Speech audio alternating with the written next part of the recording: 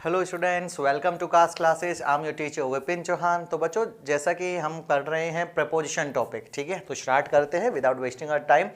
Preposition topic हमारा चल रहा है, सारी वीडियोज आपको कंटिन्यू मिल रही होंगी।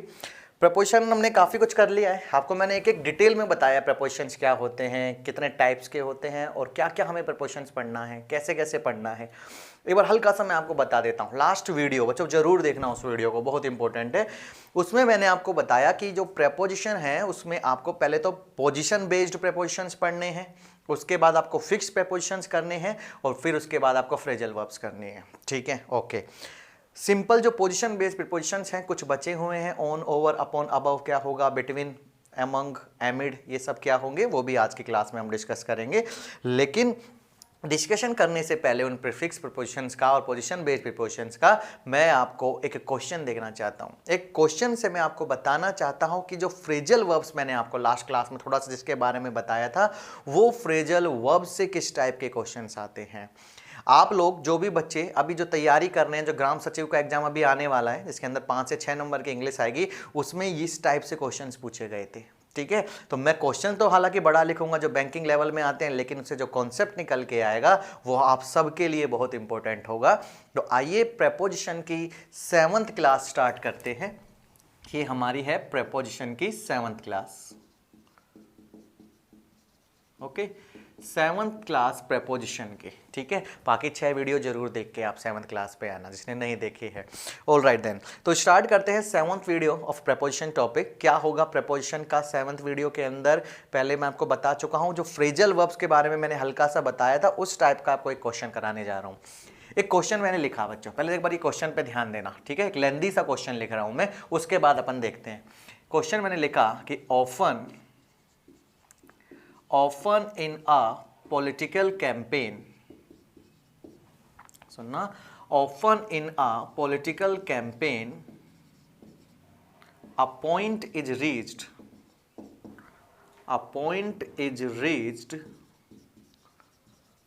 at which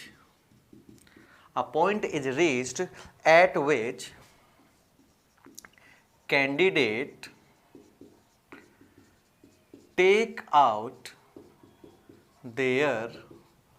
candidates take out their gloves and start slugging with bare fist, FISTS। यहाँ तक दिख रहा होगा आप सबको, है ना। And start slagging with bare fist, ठीक है। ये दिख रहा है फिस्ट आपको, FISTS लिखा हुआ है ये। ऑल राइट, क्या क्वेश्चन है हमारा, पढ़िएगा इसको, ठीक है। बहुत लेंथी क्वेश्चन है, आपको लेंथ पे नहीं जाना है, आपको ना इसके ट्रांसलेशन पे जाना है, आपको कहाँ जाना है सर, कॉन्सेप्ट पकड़ना है हमें। तो ये क्वेश्चन मैंने लिखा, क्वेश्चन पढ़ना, क्या लिखा है। क्वेश्चन है भाई, often in a political campaign a point is reached at which candidates take out their gloves and start slugging with bare fists। बात क्या है, इसको एक बार मैं हल्का सा आपके लिए ट्रांसलेशन कर देता हूं सेंटेंस, क्योंकि बैंकिंग लेवल का सेंटेंस है। तो बैंक में ऐसे क्वेश्चंस आते हैं। Again we have to find out the error, आपको एरर फाइंड आउट करनी है। ये हमारा ए पार्ट हो गया, ये हमारा बी पार्ट हो गया, ये बाकी का हमारा सी पार्ट हो गया और डी पार्ट हमारा क्या होगा, नो एरर, ठीक है बात। ये है डी पार्ट। आपको इसमें से एरर फाइंड आउट करना है। कैसे एरर फाइंड आउट करेंगे, तो बच्चों मैं कह रहा हूं जैसे जैसे मैं पढ़ा रहा हूं उन हर वीडियो को देखो, हर कॉन्सेप्ट को समझो। आपको एरर फाइंड आउट करना नहीं पड़ेगा, आपको एरर मिल जाएंगे क्योंकि आपको सारे कॉन्सेप्ट्स क्लियर होंगे इंग्लिश के अंदर, ठीक है। ओके, क्या है क्वेश्चन। ऑफन का मतलब अक्सर, अक्सर पॉलिटिकल कैंपेन में एक ऐसा पॉइंट आता है जिसमें कैंडिडेट अपने ग्लव्स उतार के नारे लगाने लग जाता है, ऐसा कुछ क्वेश्चन है। Often in a political campaign a point is reached at which candidates take out their gloves, candidate अपने ग्लव्स को उतार लेता है and start slugging, slugging का मतलब नारे लगाना। bare fist लिखा हुआ है बच्चों, bare का मतलब पता है आप, बोलते हैं bare body, bare fit, bare fits, है ना। तो बेयर का मतलब होता है बिना कपड़ों का, तो बेयर का मतलब मैंने बोला न्यूड जैसे। बेयर फिस्ट, और फिस्ट किसको बोलते हैं बच्चों, मुट्ठी को। ये हम बोलते हैं ना फिस्ट बम, ऐसे करते हैं क्रिकेटर्स करते हैं चौका छक्का मारने के बाद, तो फिस्ट बम। एक तो हाथ मिलाते हैं हैंडशेक और एक होता है फिस्ट बम, फिस्ट बोलते हैं मुट्ठी को, ठीक है। तो क्वेश्चन क्या है, अक्सर एक ऐसा पॉइंट आता है, ऐसा टाइम आता है जब कैंडिडेट अपने ग्लव्स उतार के बेयर फिश से नारे लगाने लगते हैं। Again don't have to translate that in Hindi, Hindi में बिल्कुल ट्रांसलेशन नहीं करना है, एरर फाइंड आउट करनी है। तो अगेन मैं बच्चों को बोलता हूँ कि बच्चों इसमें से एरर फाइंड आउट करो, कभी कोई आंसर नहीं आता है क्लास में से। पता है क्यों नहीं आता? क्योंकि लेंदी समझ के सब सोचते हैं यार इसमें से तो नहीं ढूंढा जाएगा एरर। ठीक है, एरर बच्चों कॉन्सेप्ट से होते हैं, और कॉन्सेप्ट क्या है इसका टॉपिक का आपको मैंने लास्ट क्लास में बताया था, एक फ्रेजल वर्ब्स। क्या बताए थे आपको? फ्रेजल वर्ब्स, ध्यान देना। ठीक है, क्वेश्चन पे मत जाओ, अब छोड़ो बात आप लोग सब करेंगे। इसमें एरर भी बता देता हूं बच्चों, एरर है इसके अंदर ये टेक आउट। क्या है? Take out. ये टेक आउट ना ध्यान से सुनना, पिछले हरियाणा एसएससी क्लर्क के एग्जाम में आया था, तो हरियाणा के जो भी बच्चे रीजनल पेपर देने वाले हैं वो ध्यान देना। हालांकि सीजीएल वाले भी ध्यान देना, बैंकिंग वाले भी ध्यान देना, इनफैक्ट सभी ध्यान देना, क्योंकि बहुत इंपॉर्टेंट कॉन्सेप्ट है। ये है टेक आउट। कल बताया था आपको फ्रेजल वर्ब्स क्या होती हैं। जब इन वर्ब के साथ कोई प्रपोजिशन या कोई एडवर्ब लग जाता है तो उन्हें फ्रेजल वर्ब्स कहते हैं। तो बात ये है, आज का जो वर्ड है अपना वो है टेक। टेक के बारे में बात करेंगे हम। ठीक है, टेक का मतलब सबको पता है। टेक जब एक वर्ब होती है नॉर्मली तो टेक का मतलब सबको पता है, पर यहाँ पे टेक का मतलब नहीं करना है हमें। फ्रेजल वर्ब टेक आउट का मतलब पढ़ना है, हमें टेक ऑफ का मतलब पढ़ना है। ठीक है बच्चों, टेक के साथ दो प्रपोजिशन या एडवर्ब हमने लगाए। एक मैंने बोला कि टेक आउट। क्या बोला? Take out. टेक के साथ आउट कब आता है? सुना सबने है, टेक आउट सुना है ना? तो टेक आउट का मतलब बताओ। क्वेश्चन समझ में आया कि अपने ग्लव्स टेक आउट कर लिए गए, है ना? कैंडिडेट ने अपने ग्लव्स उतार लिए। तो एक फ्रेजल वर्ब है टेक आउट। क्या मतलब होता है टेक आउट का? मैं बताता हूँ आपको बच्चों। टेक आउट का मतलब है, मान लो आपके पास बैग है, उस बैग में से मैंने आपको हिंदी में बोला कि भाई अपनी जो बुक है वो बैग में से निकाल लो। कहाँ से निकाल लो? बैग में से। मैं इसको इंग्लिश में बोलूँगा take out your book from your bag. समझ में आ रही है बात? टेक आउट का मतलब होता है निकालना। ठीक है, हिंदी में मत बोलना निकालना। देखो, एक मैंने ग्लव्स निकाले हाथ में से, ठीक है, एक मैंने उस बैग में से कॉपी निकाली, तो दोनों में अलग बातें हैं, दोनों अलग चीज़ें हैं। मैंने बोला टेक आउट का मतलब होता है to take out your book from the bag. Take out को जब मैं इंग्लिश में लिखूंगा तो इसका मतलब होता है बच्चों to take something, to take something out from, to take something out from inside. ये बात ध्यान रखना, एक मिनट आप अभी समझना, बहुत इंपॉर्टेंट कॉन्सेप्ट है। To take something out from inside, कोई भी चीजें जो अंदर रखी होंगी किसी के भी, जब उसको हम निकालते हैं तो हम फ्रेजल वर्ब का इस्तेमाल करते हैं टेक आउट। क्या इस्तेमाल करते हैं? Take out. समझ रहे हैं? बैग में रखी हुई किताबें निकाली, take out your book from the bag. ठीक है बात। मान लो आपके जो वो ग्लव्स थे वो अलमारी में रखे हुए हैं, तो उसको हम इंग्लिश में क्या बोलेंगे? हम बोलेंगे take out your gloves from the cupboard. क्या बोलेंगे? कबर्ड से अपनी ग्लव्स निकालो। आपकी शर्ट कबर्ड में रखी हुई है, अलमारी में रखी हुई है, तो उसको इंग्लिश में क्या बोलेंगे? Take out your shirt from the cupboard. बात समझ में आ रही है? तो बच्चों टेक आउट जो फ्रेजल वर्ब है, निकालना उतारना, उसका कोई भी मतलब हो हिंदी में, उसका सेंस समझना कि to take something out from inside, अंदर से कोई चीजें जब बाहर निकालनी है उसके लिए हम फ्रेजल वर्ब क्या यूज करते हैं? Take out. आई होप ये बात समझ में आ रही होगी। समझ में आ रही है बात? ठीक है, तो आपको क्या बोला गया कि उन कैंडिडेट ने अपने ग्लव्स निकाले, ग्लव्स निकाले, हिंदी में तो निकालना ही है मतलब, ठीक है। लेकिन मेरी बच्चों मेरी बात ये सुनो, क्या उन कैंडिडेट ने ग्लव्स कोई अंदर रखे हुए थे जो निकाले? नहीं, उन्होंने, इनका मतलब है कि उन्होंने जो ग्लव्स पहने हुए थे उन्होंने वो ग्लव्स निकाले और नारे लगाने लगे, स्लैगिंग करने लगे। तो बात यही है कि बच्चों यहाँ पे टेक के बाद आउट नहीं आएगा। टेक आउट फ्रेजल वर्ब गलत है, आउट नहीं आएगा। आएगा क्या ये भी मैं बताता हूँ। समझ रहे हैं?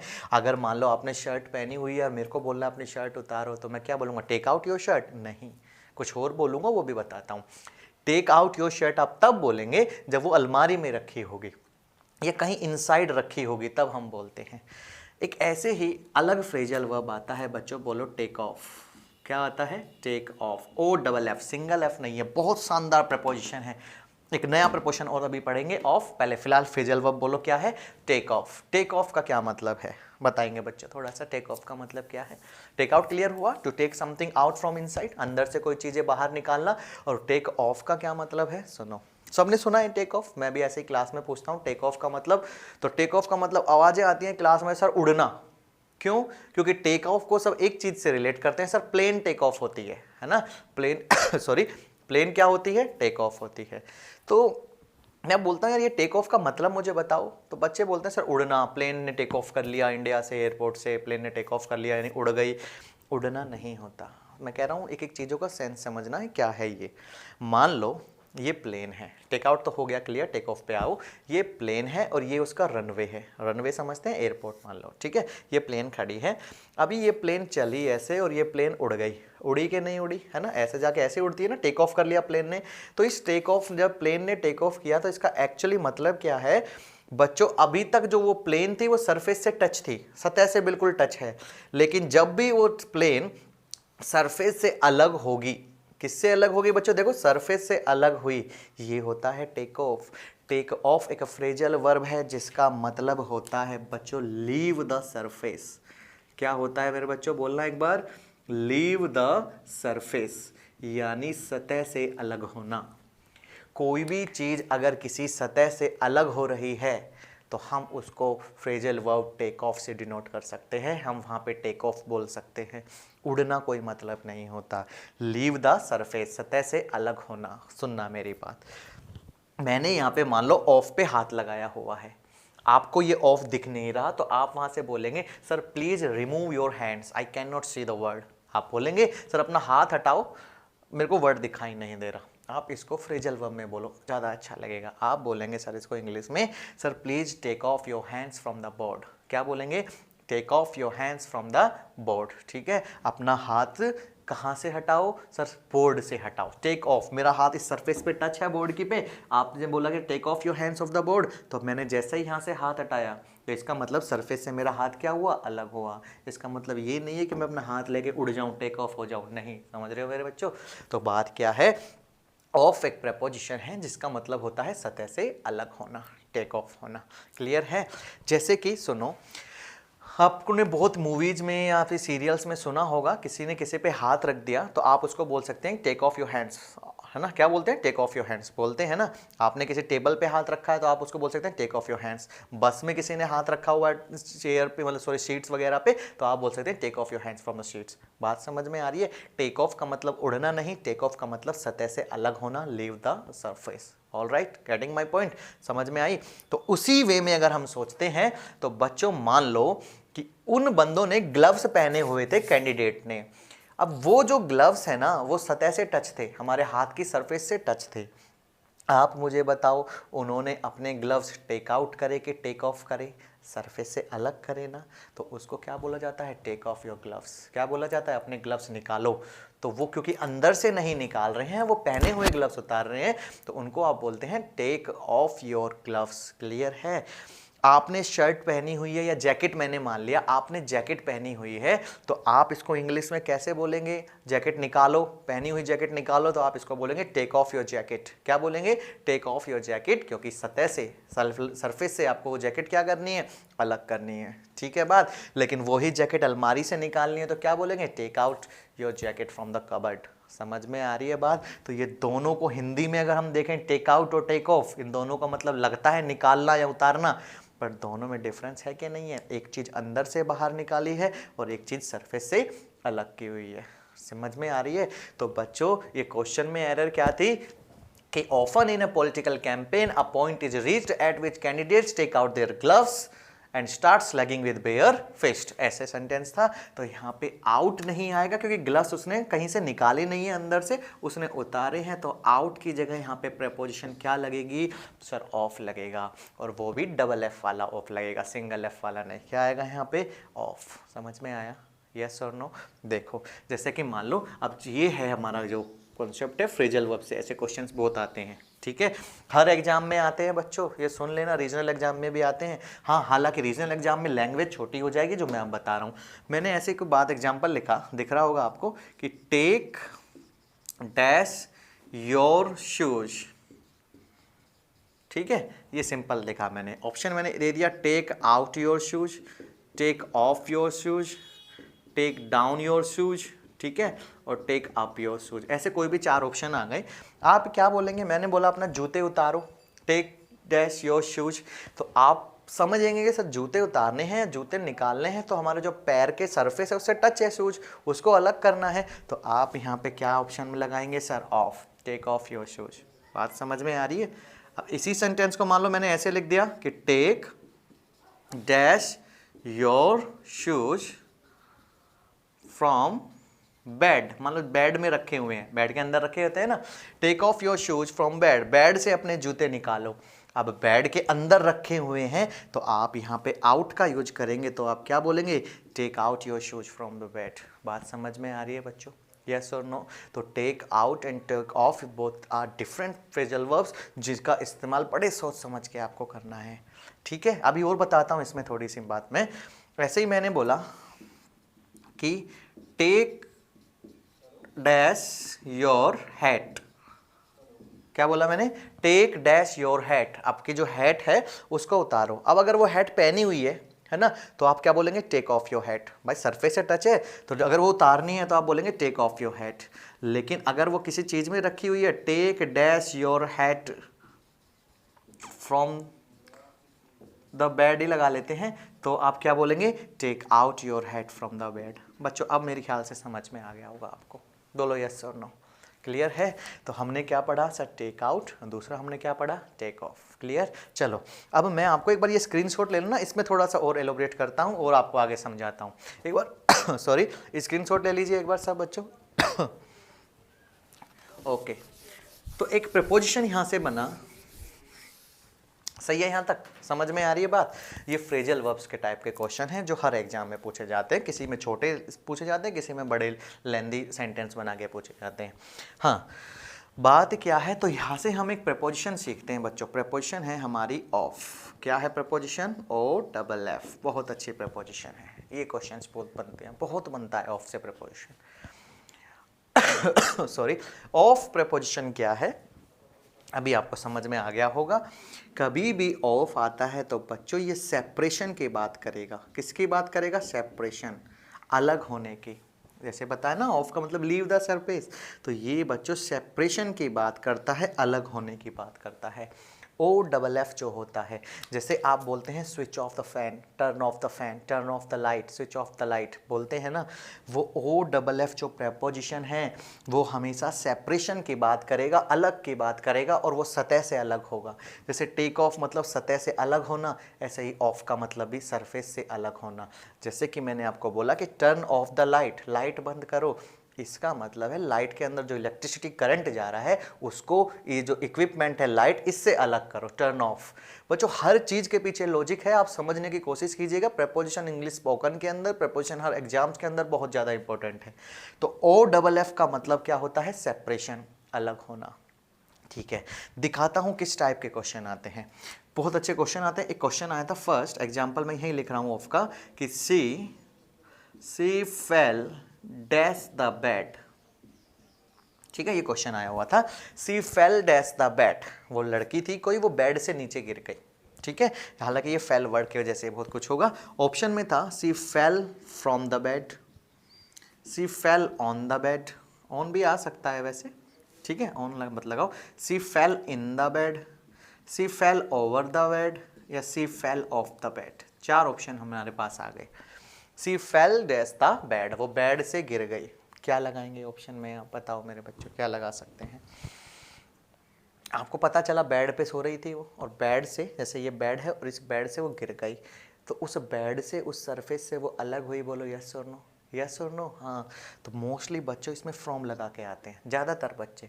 पर मेरी बात सुनना, एक फेल ऑफ नाम के भी फ्रेजल वर्ब है। हालांकि मैं इसको समझाने की कोशिश कर रहा हूँ कि फेल फ्रॉम द बेड मत लगाना, आपको पता चलना चाहिए कि सर वो तो अलग हो रही है, तो आप बोलेंगे सी फेल ऑफ द बेड। क्या बोलेंगे? सी फेल ऑफ द बेड, वो बेड से नीचे गिर गई। फेल ऑफ नाम का वर्ड मैं आपको बोल रहा हूँ, बहुत इंपॉर्टेंट है। फेल ऑफ का मतलब सरफेस से अलग होना। ठीक है, अब ऐसे ही मान लो लिखा मैंने कि ही फेल डैश द साइकिल, वो साइकिल से गिर गया, तो ही फेल डैश द साइकिल के साथ आप क्या यूज करेंगे बच्चों, सेम ऑप्शन आए तो भी आप लगाएंगे ही फेल ऑफ द साइकिल, वो साइकिल से गिर गया, साइकिल से सेपरेट हो गया, साइकिल से गिर गया। बच्चों प्रेपोजिशन है, इसके बाद देखो साइकिल से अलग हुआ है फेल, मैंने बताया था प्रेपोजिशन नाउन और प्रोनाउन से पहले आते हैं और इस नाउन और प्रोनाउन को बाकी सेंटेंस के पार्ट से रिलेट करते हैं, तो जो इनका रिलेशन बन रहा है ना उसके अकॉर्डिंग हमें यहाँ पे फेल ऑफ ही लगाना पड़ेगा। क्या लगाना पड़ेगा, ऑफ लगाना पड़ेगा, ही फेल ऑफ द साइकिल।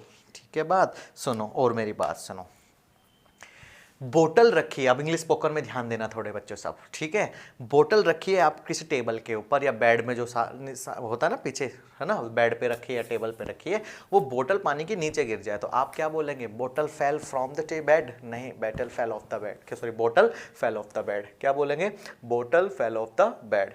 कोई भी चीज़ मान लो, कुछ भी चीज़ गिर जाए अगर किसी टेबल पे से, आप बोलेंगे it fell off the table, क्या बोलेंगे, it fell off the table. तो ये इंग्लिश स्पोकन में ध्यान दिया दीजिए, और स्पोकन नहीं बच्चों, कॉम्पिटिटिव एग्जाम में क्वेश्चंस बहुत आते हैं, क्लियर है। कोई भी चीज़ अगर अलग हो रही है, मान लो एक क्वेश्चन मैंने लिखा थर्ड, ये सुनना, leaves fail dash in autumn, autumn season में पत्ते गिरते हैं ना, ये क्वेश्चन आया हुआ था, leaves fail from the fail the tree in autumn, ऐसे कुछ सेंटेंस था कि पत्ते पतझड़ के मौसम में पेड़ से गिरते हैं, ठीक है। 4 ऑप्शन थे बच्चों इसके, fell down, fell off, fell in, fell over. ये फेल के भी फ्रेजल वर्ब्स बनते हैं, बट मैं आपको अभी समझा देता हूँ, ये सीजीएल मेंस में आया हुआ क्वेश्चन है। Leaves fail dash the tree in autumn, यहाँ पे आप क्या लगाएंगे सर, क्योंकि पेड़ के पत्ते अलग हो रहे हैं पेड़ से, तो आप लेंगे फेल ऑफ द ट्री। क्या बोलेंगे बच्चों, बोलना एक बार, fell off the tree in autumn, clear है, हाँ या ना। फेल ऑफ का मतलब क्या होता है, अलग होना, यानी ऑफ प्रपोर्शन जब भी आए तब चीज़ें क्या होंगी, अलग होंगी। कोई चीज़ गिर जाए बेड से, it fell off the table, या bed, it fell off the bed, it, ठीक है, फ्रॉम मत लगाना वहाँ पे। फेल इन भी होता है, फेल इन का क्या मतलब होता है वो भी बताएंगे। फेल इन का मतलब होता है कोलैप्स होना, कोई डिस्ट्रॉय होना। फेल इनटू मतलब फेल इनटू लव वगैरह, ये भी होंगे। तो फिलहाल आप ऑफ प्रपोजिशन का कर रहे हैं, तो आई होप आपको यहाँ तक बातें क्लियर हो गई होंगी, बोलो यस और नो, ठीक है। तो ऑफ प्रपोजिशन भी हमने यहाँ से क्लियर किया। सर टेक आउट क्या होता है और टेक ऑफ क्या होता है, ये भी हमने बातें क्लियर करी। तो यहाँ तक क्लियर हुआ आपको सब कुछ, ठीक है। तो बच्चों बहुत इंपॉर्टेंट कॉन्सेप्ट है, ध्यान से लिख देना। ऑफ का मतलब सेपरेशन होता है, सी फेल ऑफ द बेड होता है, ही फेल ऑफ द साइकिल होता है। अच्छा एक क्वेश्चन मैंने इस टाइप का लिख दिया, मान लो 4th क्वेश्चन है, यहाँ पे लिख रहा हूँ मैं कि ही फेल डैश द रोड, ठीक है। अब बताओ क्या आएगा, ही फेल डैश द रोड, मान लो किसी का एक्सीडेंट हो गया। प्रेपोजिशन को आप अच्छे से अगर पढ़ें तो प्रेपोजिशन क्या है, ही फेल डैश द रोड। अब आप बताओ कोई बंदा रोड पे चल रहा है तो रोड से अलग होकर गिर सकता है क्या, नहीं, रोड से सरफेस थोड़ी, मान लो वो रोड पे ही गिरा है, तो अब आप यहाँ पे लगा सकते हैं ना, ही फेल ऑन द रोड। कहाँ पे गिरा भाई, वो रोड पे गिरा, बात ठीक है ये बात। तो आपको यहाँ तक सब समझ में आ रहा होगा। प्रेपोजिशन रिलेशन होते हैं नाउन और प्रोनाउन के other part of the sentence से। तो कभी भी प्रेपोजिशन आए बड़े देख के, बड़े सोच समझ के उनको करिएगा, क्लियर है। स्क्रीनशॉट ले लीजिएगा बच्चों एक बार ये सब का, ठीक है। तो इन फ्रेजल वर्ब्स पे ध्यान रखिएगा, टेक आउट कब आएगा, टेक ऑफ कब आएगा। ओके हटा रहा हूं मैं अब इसको।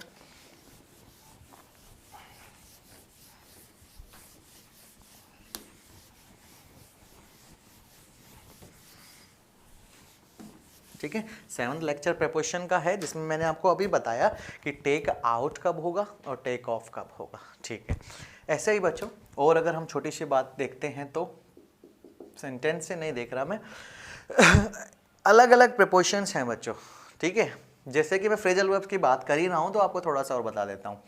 मैंने लिखा एक एग्जाम्पल कि द मैच, ये भी क्वेश्चन बहुत आता है, the match has been called dash due to rain. ये भी आपने अगर सेंटेंस एग्जाम वगैरह में नहीं सुना होगा तो आपने कमेंट्री वगैरह में बहुत सुना होगा। स्टार क्रिकेट जो चैनल आता है तो उसमें जब भी मान लो कोई मैच है और वो मैच के में रेन की वजह से वो मैच इंटरप्ट हुआ तो नीचे वार्निंग आती है, सबटाइटल्स आते हैं, क्या लिखा रहता है, the match has been called dash due to rain. Off preposition की अगर हम बात कर रहे हैं तो उससे रिलेटेड जितने भी प्रिपोजिशंस हैं वो फ्रेजल वर्ब्स हैं वो हम कर लेते हैं। The match has been called dash due to rain, option आ गया the match has been called off due to rain, called OF due to rain, called for due to rain, ठीक है, and called at due to rain. सुनिए, ये भी बहुत अच्छा sentence बना हमारा। The match has been called dash due to rain, match बारिश की वजह से क्या हुआ, रद्द हो गया। तो आपको ये फ्रेजल वर्ब्स छोटी छोटी पता होनी चाहिए बच्चों। चलो मैं आपको बताता हूँ यहाँ पे क्या आएगा। वर्ड है कॉल। अगेन कॉल का मतलब सबको पता है, कॉल का मतलब क्या होता है, बुलाना, ठीक है। अब बुलाना तो वर्ब है, लेकिन जब इनके साथ कोई प्रपोजिशंस या एडवर्ब्स आ जाते हैं तो इनको अपन फ्रेजल वर्ब्स बोलते हैं। तो आपको अगर पता होगा तो ये सुनना कि बच्चों कॉल के साथ कभी तो आता है ऑफ, ठीक है, कभी उस कॉल के साथ आता है फॉर, हालांकि बहुत सारे आते हैं कॉल फॉर, और कभी उस कॉल के साथ आता है कॉल एट, और भी बहुत आते हैं। फिलहाल मैं बस समझाने की कोशिश कर रहा हूँ कि जो फ्रेजल वर्ब्स प्रपोजिशंस टॉपिक में होती हैं उनको याद करना है। याद कैसे करेंगे, कितनी फ्रेजल वर्ब्स है, सब एक दिन एक अलग से क्लास लूँगा मैं, फ्रेजल वर्ब ऊपर डालूंगा और जितने भी इंपॉर्टेंट फ्रेजल वर्ब्स हैं वो आपको याद कराऊंगा मैं। हाँ इंपॉर्टेंट तो अब आप बोल देंगे बहुत सारी है, इंपॉर्टेंट बहुत ज़्यादा नहीं है, मैं आपको बोलूँगा 25 से 30 फ्रेजल वर्ब्स, ज़्यादा नहीं। वही एग्जाम में कभी ये आती है कभी वो आती है, घुमा फिरा के वही पूछी जाती है। हालांकि ऐसे बहुत प्रपोजिशंस हैं, बहुत फ्रेजल वर्ब्स हैं, इतना अनलिमिटेड नहीं करना। पढ़ो वो जो लिमिटेड हो और दमदार हो, एक्स्ट्रा चीज़ें मत करो भाई, इतना टाइम नहीं है। आपको मैथ्स भी करना है, आपको रीजनिंग भी करना है, आपको GS भी करना है, आपको रीजनल GK भी करनी है, बहुत सारी चीज़ें करनी है, आपको करंट अफेयर्स भी करने हैं। पढ़ते पढ़ते ही पागल हो जाओगे। इसीलिए मैं आपको बोलता हूँ कि जो भी पढ़ना है ना वो पढ़ो जो आपको बिल्कुल बिल्कुल कंटेंट लगे दमदार के, हाँ यार यही आता है। एक्स्ट्रा कभी भी मत पढ़ना। इसीलिए मैं आपको प्रीफर करता हूँ कि बुक से ज़्यादा मत पढ़ो, ये जो वीडियोज़ मैं आपको बता रहा हूँ ये पढ़ो, उसके डायरेक्टली बाद क्वेश्चन सॉल्व करने लगो, ठीक है। आप इतना भरोसा मुझ पे कर सकते हैं कि जो भी मैं आपको कराऊंगा वहां से क्वेश्चंस बिल्कुल आएंगे। आप एक बार करके देखो और फिर एग्जाम तो देके देखो। पर हाँ जब मैं बोलूँ ना प्रैक्टिस, तो प्रैक्टिस जरूर करना। प्रैक्टिस के लिए आप कोई बुक ले सकते हैं जिसमें क्वेश्चंस हो और उनके सॉल्यूशंस हो। वहाँ से भी अगर आपको सेंटेंस नहीं मिलते हैं तो मेरे से बोलिए, कमेंट बॉक्स में करिए सर PDF आपको PDF मिलेगी क्वेश्चंस की, वो क्वेश्चंस आप सोल्व करिएगा। बात समझ में आ रही है। तो आप फालतू की अननेसेसरी चीज़ें मत पढ़ो। बुक ले आते हो आप इंग्लिश की इतनी मोटी, उनमें से अननेसेसरी पढ़ते जाते हो। अरे नहीं, इंग्लिश 1-1.5-2 महीने में कंप्लीट हो जाएगी, पर दमदार चीज़ें पढ़ेंगे तो, ठीक है। फालतू की चीज़ें मत पढ़ना। हाँ जी, तो बात क्या है, ये सिंपल चीज़ें हैं, इनको याद करके जाना, ठीक है। रीजनल एग्जाम, ग्राम सचिव वाले एग्जाम्स आ रहे हैं, बिल्कुल याद करके जाना इनको। कॉल ऑफ का क्या मतलब होता है, कॉल ऑफ का मतलब होता है जैसे मैंने बोला the match has been called off due to rain, match बारिश की वजह से क्या हो गया, रद्द हो गया। कॉल ऑफ का मतलब होता है बच्चों टू कैंसिल, क्या होता है, टू कैंसिल, ठीक है। कैंसिल का एक अच्छा वर्ड बता देता हूँ आपको, रिवोक। रिवोक का मतलब भी कैंसिल ही होता है। तो कॉल ऑफ, कोई भी चीज़ अगर कैंसिल होती है तो आप उसको बोल सकते हैं कॉल्ड ऑफ, ठीक है। और क्लास ये हैज़ बीन वगैरह ये वॉइस है। और class has been called off, हमारी क्लास आज रद्द हो गई है, हमारी क्लास आज कैंसिल हो गई है। बात समझ में आ रही है। Match has been called off due to rain, match को कैंसिल कर दिया गया है बारिश की वजह से। तो ये स्पोकन इंग्लिश के लिए बहुत इंपॉर्टेंट होगा। कैंसिल वर्ड बोलना बंद कर दीजिए, कैंसिल वर्ड को अपनी जेब में रखो। नया मॉडर्न इंग्लिश, इंप्रेसिव इंग्लिश मुझसे बोला करो और बोला करो कॉल ऑफ। क्या बोलेंगे, कॉल ऑफ। मीटिंग कैंसिल हो गई है, और meeting has been called off. क्या बोलेंगे, और meeting has been called off, हमारी मीटिंग कैंसिल हो गई है। या फिर call off the meeting, meeting को क्या कर दो, कैंसिल कर दो, ठीक है। ओके, नेक्स्ट वर्ड मैंने क्या बोला, कॉल फॉर। क्या है word, call for. Call for का क्या मतलब होता है बच्चों, मान लो एक क्वेश्चन ऐसे आ गया कि he called dash some money, ठीक है। और यही 4 ऑप्शन में आ गए। तो मैंने आपको बताया ना, आप बिल्कुल नहीं कर पाओगे अगर आपको पता नहीं होगा कि फ्रेजल वर्ब्स क्या है। तो he called for some money, क्या बोलेंगे, he called for some money, यानी कि उसे कुछ पैसों की जरूरत पड़ी। कॉल फॉर का मतलब होता है रिक्वायर। क्या होता है, रिक्वायर, जरूरत पड़ना, ठीक है। ही called for a friend in these days, इन दिनों में उसे अपने फ्रेंड्स की ज़रूरत हो गई है। तो बच्चों ये वर्ड्स, ये फ्रेजल वर्ब्स आपको बहुत काम आएंगे, बहुत इंपॉर्टेंट है, क्योंकि हमारी बात चली थी टेक आउट के टेक ऑफ की, तो बात चलती है तो आगे तक जाती है, इसलिए आगे ही जा रहे हैं। बाकी प्रपोशन सिंपल सिंपल भी करेंगे। हर एक वीडियो ज़रूरी होता है, ठीक है, जैसे हर एक फ्रेंड ज़रूरी होता है, ऐसे हर एक वीडियो ज़रूरी होता है। इन वीडियो को देखो, समझो और सीधा एग्जाम में जाके बैठ जाना प्रैक्टिस के साथ, ठीक है, इनकी बिल्कुल प्रैक्टिस करते रहना। कॉल एट का मतलब होता है बच्चों, मैंने क्वेश्चन लिखा थर्ड ऐसे ही कि he called dash my house last evening, ऐसे लिख दिया मैंने, ही called dash my house last evening, और यही चारों ऑप्शन आए। क्या भरेंगे बच्चों? He called at my house last evening. अब हिंदी में कुछ भी गलत सलत मत बनाना कि उसने मेरे घर को कल बुलाया सामने, या उसने मुझे घर पे बुलाया, नहीं। कॉल एट फ्रेजल वर्ब है, कॉल के साथ जब एट आता है तो उसका मतलब होता है बच्चों टू विजिट, कहीं पे विजिट करना। क्या होता है? To visit. तो कुल मिला के ये बात हमारी इंपॉर्टेंट है।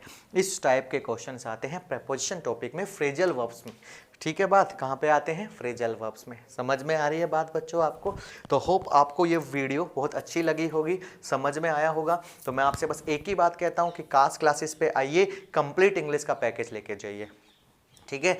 डेली वीडियो आ रही हैं, टाइम आपको पता है 3:15 दोपहर में आपको वीडियो मिलेंगी डेली, और कोई भी कॉन्सेप्ट आपको नहीं छोड़ा जाएगा। कोई कॉन्सेप्ट अगर छूटता है तो बताइएगा, सर ये ज़रूर कराना है, बिल्कुल आपकी हर डिमांड पूरी होगी, ठीक है। Your wish would be act as a command for us, ठीक है। आपकी विश कैसे एक्ट करेगी? हमारे लिए कमांड। जो भी आप बोलेंगे वो सब आपको मिलेगा, बट आपके बस एक चीज़ करनी है, अगर वीडियो अच्छी लगती है तो शेयर जरूर करिएगा, लाइक जरूर करिएगा। होप क्लियर होगी सब चीज़ें। तो आज के लिए फ़िलहाल इतना ही, थैंक यू। फिर आपको मिलते हैं नेक्स्ट वीडियो में, फिर हम प्रपोशन को कंटिन्यू करते हैं। थैंक यू बच्चों।